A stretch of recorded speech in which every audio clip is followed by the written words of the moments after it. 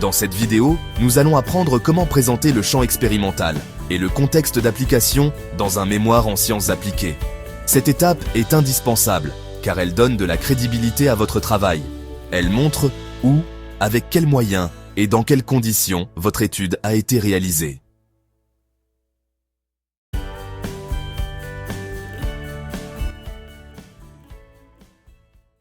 Expliquer le champ expérimental, c'est montrer que vos résultats reposent sur un cadre concret.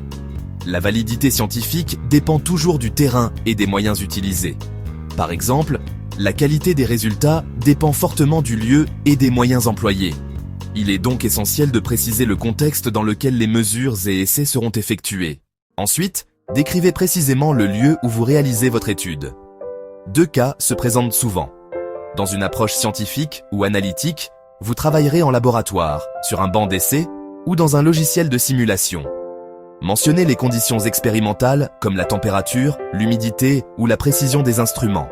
Dans une approche appliquée ou de conception, vous travaillerez dans un atelier, une usine ou un chantier. Ici, il est important de préciser les ressources disponibles, machines-outils, matériaux accessibles ou encore la main-d'œuvre.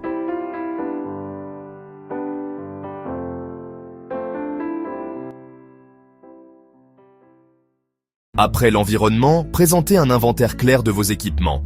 Utilisez un tableau ou une liste et pour chaque élément, indiquez son nom, sa fonction, ses caractéristiques techniques et sa disponibilité. N'oubliez pas d'inclure également les logiciels utilisés. Par exemple, pompe centrifuge utilisée pour les essais hydrauliques, débit maximum 30 litres 3 ch, puissance moteur 2,2 kW, disponible à l'atelier.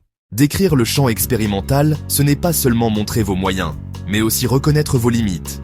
Ces contraintes peuvent être de plusieurs types. Techniques, comme la capacité limitée d'un banc d'essai ou la précision réduite d'un instrument.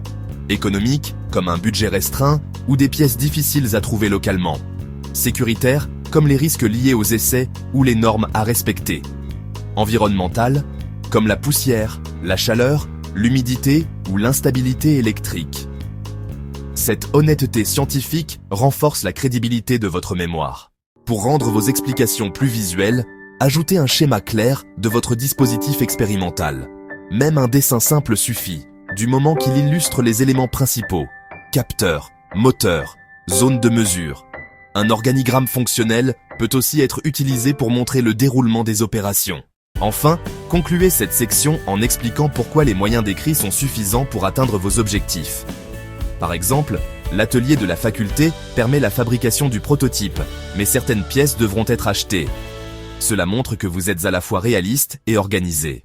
Pour bien préparer cette section, il est recommandé de visiter le lieu ou vérifier la disponibilité des équipements, réaliser un inventaire réel et précis, prendre des photos et collecter les fiches techniques, préparer un schéma clair du dispositif expérimental.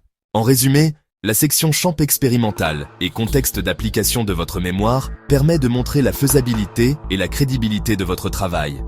Un champ expérimental bien présenté inspire confiance et renforce la valeur scientifique de votre mémoire.